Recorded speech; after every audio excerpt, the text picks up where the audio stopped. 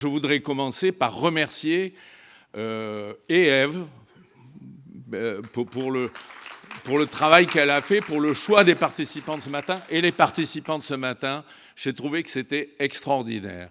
Voilà, Calixte, qui a mené les débats. Je ne sais pas si vous avez ressenti comme moi la vérité, la qualité de ce qui a été dit ce matin. Voilà. Malheureusement, moi, je passais à des choses plus abstraites. Je m'en excuse à l'avance. Bon. Plus abstraite, mais pas moins intéressante. Soyons d'accord. On verra. Alors, le premier truc, c'est que d'abord, je ne peux pas prendre la parole ici à Avignon, chez moi, parce que j'ai commencé à Villeneuve-les-Avignon, moi, il y a longtemps. Je ne peux pas prendre la parole sans remercier les gens grâce auxquels on est ici et qui ne sont pas là. D'abord, Serge Lecomte et Jean-Claude Savournin. Jean-Claude Savournin nous a créé la commission. En fait, Jean-Claude Savournin était embarrassé par Poney Passion. Il avait démarré Poney Passion avec enthousiasme, comme tout ce qu'il faisait, avec Maurice Gall et avec l'amitié qu'il avait pour Maurice Gall. Et puis, il était un peu emporté par le mouvement. Il avait du mal à le gérer. Et il s'en est ouvert à moi. C'était en 2007, effectivement, comme l'a rappelé Jean-Louis ce matin. Et je lui ai dit, mais créons une commission fédérale. Voilà, tout simplement. Ah bon, tu crois? Je dis oui, mais Serge, il a fait du spectacle dans sa jeunesse, ça va l'amuser, il va nous aider. Et effectivement, c'est comme ça que ça a démarré. Jean-Louis vous a raconté la suite. Et voilà, donc salut à eux, salut à Serge, qui a été quand même un très grand seigneur, qui a décidé d'arrêter son parcours comme ça. Il a trouvé que le moment était venu, il avait en fait envie de faire bien d'autres choses. Il a consacré 40 ans ou 50 ans de sa vie à la communauté. Il nous a beaucoup, beaucoup donné, avec une vertu que personne ne mesure. Bon, je ne m'étendrai pas, il y aura d'autres occasions pour le dire. Voilà, il s'est choisi, me semble-t-il, le meilleur successeur imaginable, et l'excellent Frédéric, qui est un ami, et qui est un type merveilleux, qu'il a donné à la Fédé. Et voilà, bravo. Alors, Serge, Jean-Claude Savournin, et le troisième homme de cette histoire, c'est Maurice Gall, l'inventeur, le mec qui a une imagination incroyable, un enthousiasme d'enfant, une énergie, bon, tout. Alors, il faut aller le voir chez lui en train de souder un truc cassé de son voisin pour rendre service. Voilà, ça résume Maurice Gall. Il a fabriqué tout ça, et merci à eux. Alors, je voudrais aussi dire à quel point l'objet de mon intervention ce matin, c'était de passer du domaine technique au domaine politique. La politique, c'est pas forcément dégueulasse. La politique, ça peut être très beau. Ce qu'on a fait avec Serge Lecomte, Savournin et tous les autres depuis 50 ans, c'est de la politique. C'est de la politique de développement des activités équestres et de modernisation et de diversification. Et il faut le dire, on a rencontré des dirigeants de clubs qui ont compris ce qu'on voulait et qui ont compris ce qu'ils voulaient eux, et on s'est compris. Et ensemble, on a fabriqué un truc extraordinaire. On a une fédération qui est unique au monde, et qui est unique en France, bien sûr, et qui est une fédération qui est aussi une coopérative des clubs. Alors que dans les autres fédérations, on s'en tient à la lettre, c'est-à-dire qu'on s'occupe des champions, essentiellement, avec les clubs qui sont des lointains et étrangers. Bon. Alors, à titre personnel, j'interviens aussi ce matin parce que je suis membre fondateur et membre de la commission spectacle, que j'ai suivi ces travaux sans jamais démentir depuis le début. Mais en même temps, il y a une histoire que je ne vais pas vous raconter, qui a fait que je me retrouve président d'une commission culture et patrimoine pour la fédération. La Fédération française d'équitation est la seule fédération en France, et je pense dans le monde, à avoir une commission culture et patrimoine, comme si les fédérations n'avaient ni culture ni patrimoine. Songez une seconde à ce qu'est l'histoire des bateaux.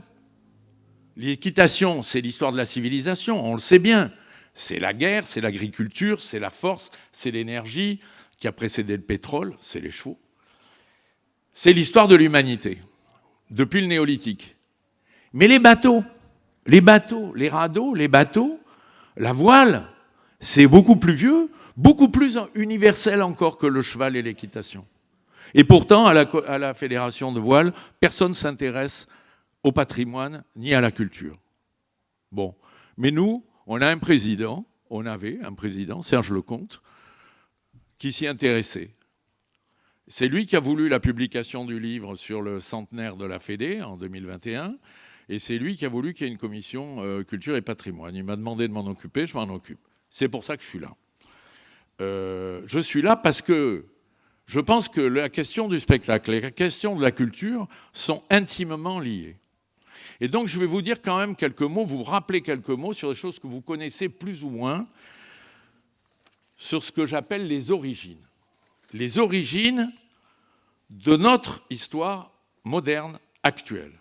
Les origines, nous le savons, c'est d'un côté l'équitation militaire, parce que l'équitation militaire, par un processus, ce n'est pas l'objet de le raconter, a accouché de la mise en sport des pratiques militaires, puis de l'olympisme.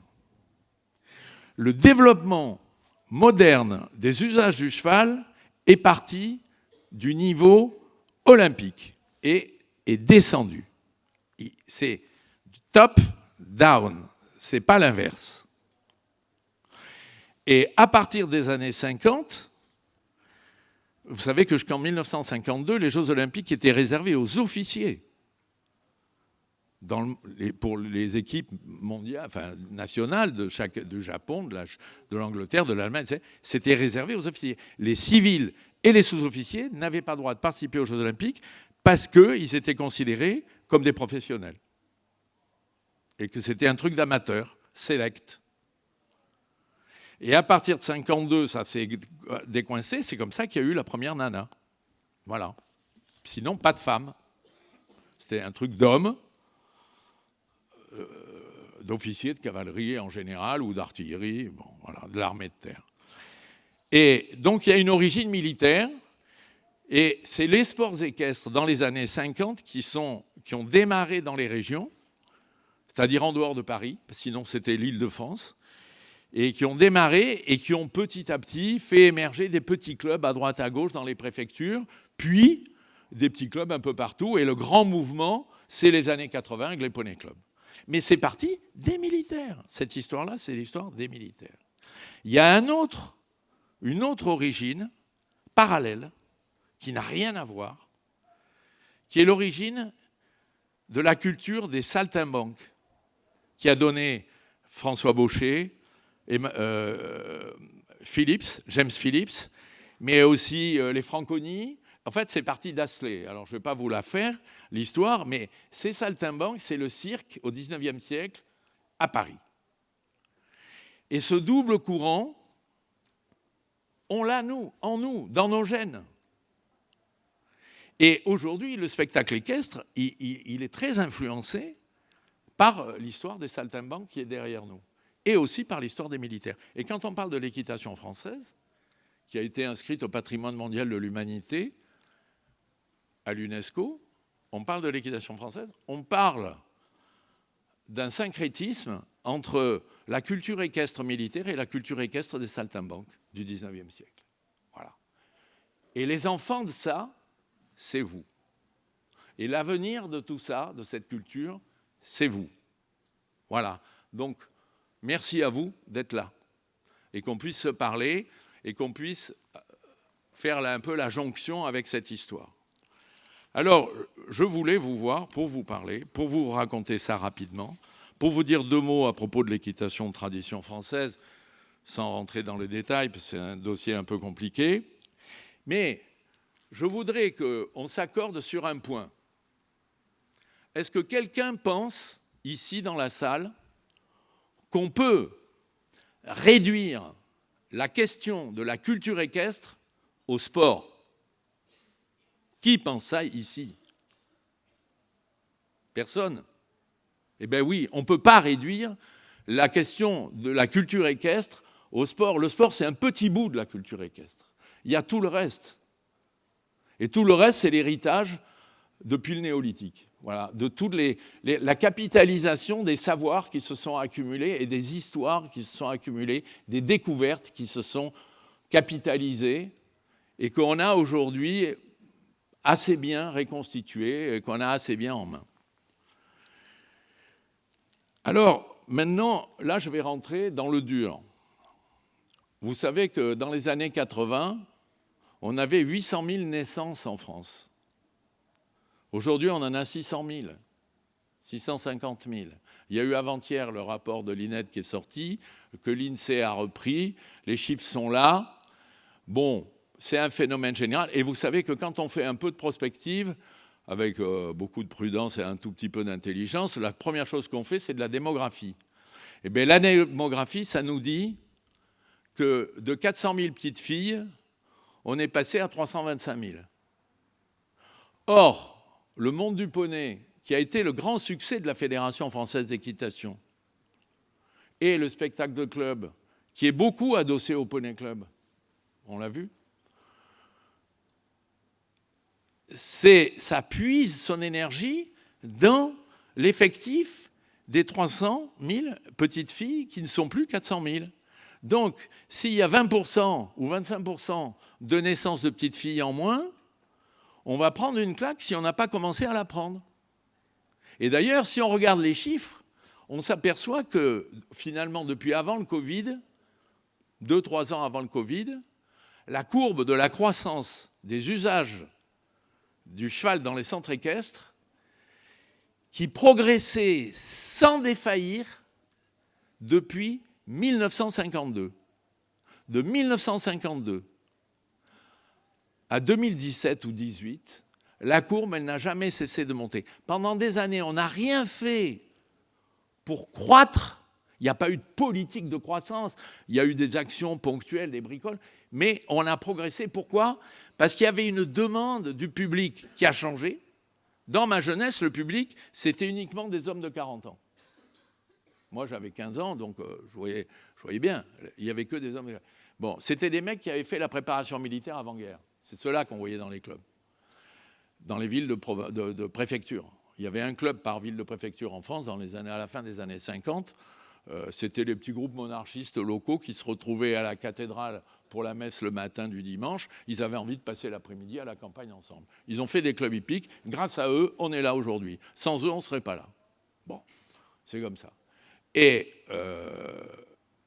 cette croissance qui a commencé dans la fin des années, début des années 50, tout doucement, mais de plus en plus vite, elle a pris un grand coup de pied dans le cul en 1992-13, avec le phénomène poney, avec la politique de Serge, qui est là pour le coup à aider au développement, etc.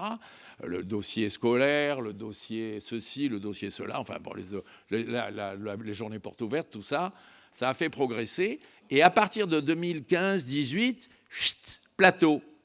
Et puis depuis, après il y a eu le Covid, ça a baissé, c'est remonté, etc. Mais en fait, notre développement, il faut que vous compreniez ça, notre développement, il a été tiré par le modèle sportif. En réalité, ce qu'il faut comprendre, c'est que le sport, il a une puissance d'auto-organisation qui est sans commune mesure avec rien. Vous avez un groupe de gens qui ne se connaissent pas, vous leur balancez un règlement, s'ils prennent le règlement, ils n'ont plus qu'à s'engager, c'est parti. Ça tourne. Et ça s'organise, et ça s'organise. Et on a envie d'avoir des juges de plus en plus pointus, on a envie d'avoir des terrains de plus en plus adaptés, on a envie d'avoir des organisateurs de plus en plus puissants, etc., etc. Et le sport, ça roule tout seul. C'est comme, c'est comme les virus, quoi. Ça pute, voilà. C'est contagieux, ça roule, et tout le monde comprend. C'est la langue commune par excellence, la compétition. La compétition, c'est super, ça fait que des perdants. Que des perdants. Parce que ceux qui gagnent une fois, la fois d'après, ils perdent. Donc, le sport, c'est une machine à fabriquer des losers. Bon. Mais ça marche, parce que les gens aiment perdre, donc ils se précipitent. Bon.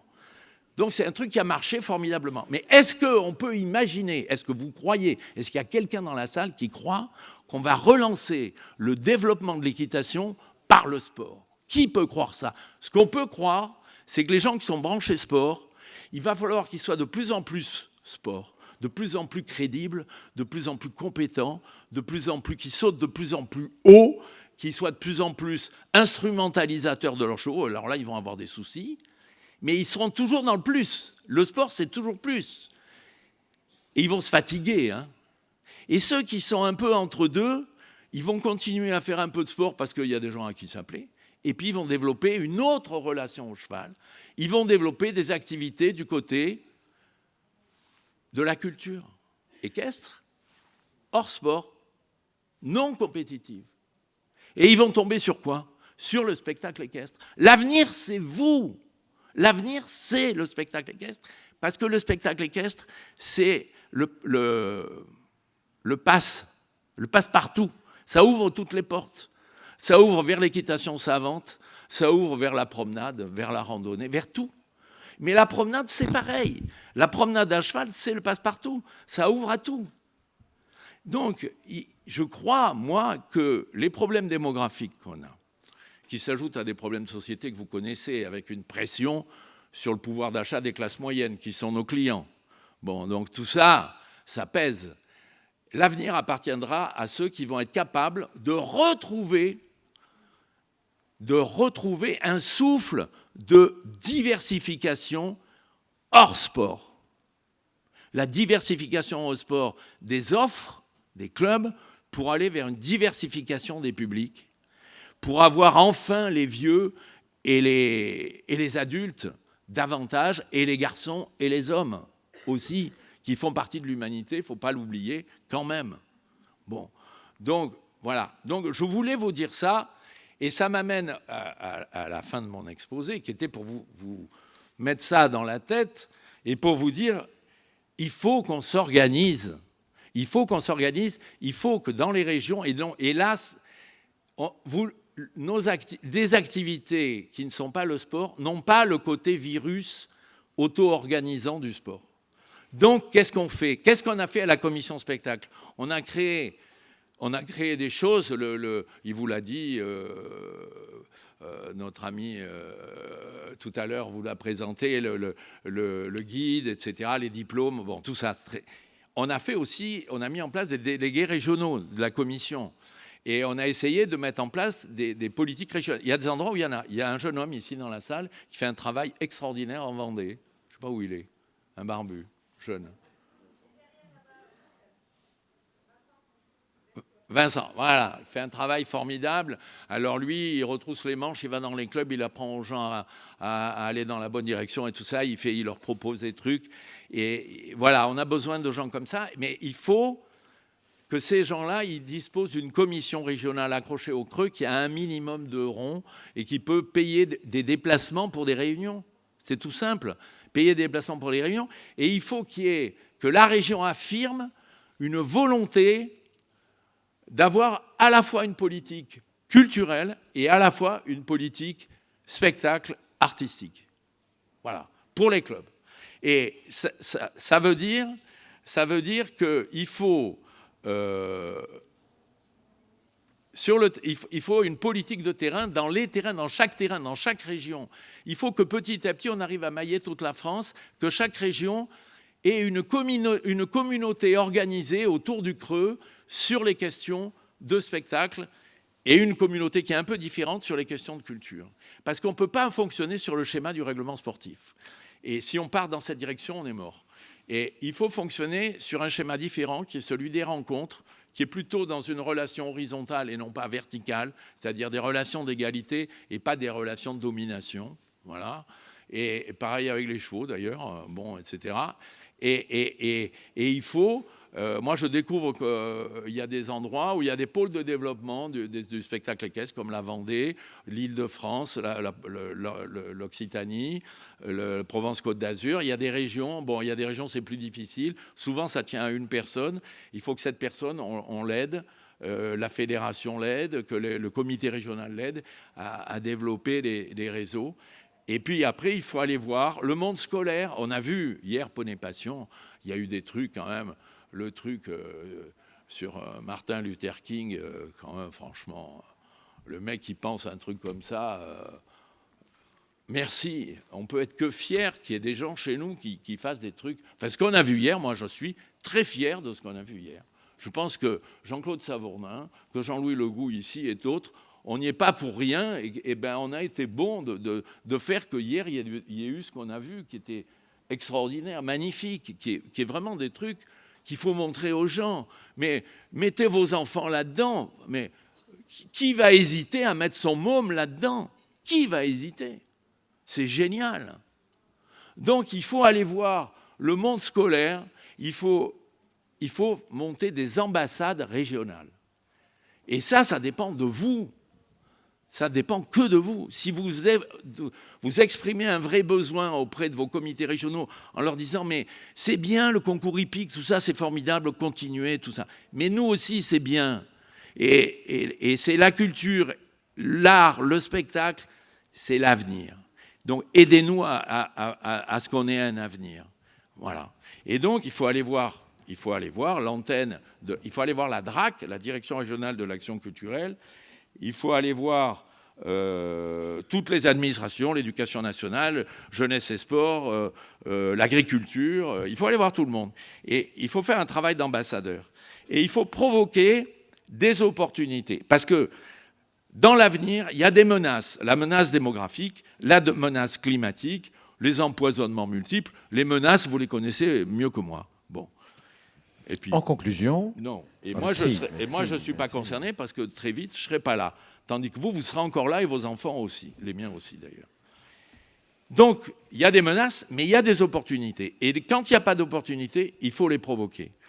Et les opportunités, vous pouvez développer des événements de type spectacle équestre, développer des formations de cadres ainsi que des soutiens techniques, développer des réseaux vers les collectivités locales et territoriales, vers les administrations, DRAC, etc. Rapprochement avec les sites historiques remarquables de votre région. Développer des liens privilégiés avec le salon du cheval, quand il y en a. C'est une chance d'avoir un salon du cheval dans une région. C'est une chance pour faire communauté pendant 3 jours. Ça permet des échanges. C'est fructueux, c'est fertile, c'est fécondant. Il faut les encourager, les mecs qui ont le courage de se lancer dans la fabrication de salons. Rapprochement aussi avec le secteur du cirque, le cas échéant, quand il est là, quand il existe, en Côte d'Or, par exemple, en Île-de-France, voilà. Donc, travail d'ambassade et de tissage de liens profitables à notre communauté à mettre en œuvre, car cela fera émerger des opportunités dynamisantes et structurantes. Voilà. Donc moi, je vous exhorte à aller dans cette direction et à arrêter d'avoir des complexes et à comprendre que ce dont vous vous occupez, c'est la chose importante de l'avenir. Et l'avenir, c'est la seule chose qui compte. Je conclus. Spectacle équestre et culture équestre vont ensemble, car portés à la fois par le goût du beau et le goût de l'approche artistique. C'est tout ça, c'est une affaire de goût. Cette approche du cheval a le privilège de l'universalité, contrairement au sport. Nous, quand on parle de spectacle équestre, on parle à tout le monde. Et c'est fait pour parler à tout le monde. Alors que le sport, c'est fait pour parler à ceux qui sont pointus sportivement. C'est donc le projet le plus fort, le plus noble et le plus légitime à faire partager à nos cavaliers. Et c'est aussi un axe de travail qui ouvre très logiquement vers tous les publics, et notamment les publics rares des centres équestres, je veux dire les hommes, les handicapés, etc. C'est une bonne manière de concilier la vie dite de club et l'ouverture à tous les publics, alors même que les petites filles vont forcément voir leurs effectifs se réduire, comme je vous l'ai déjà dit. Voilà. Eh bien, merci. Merci Pascal.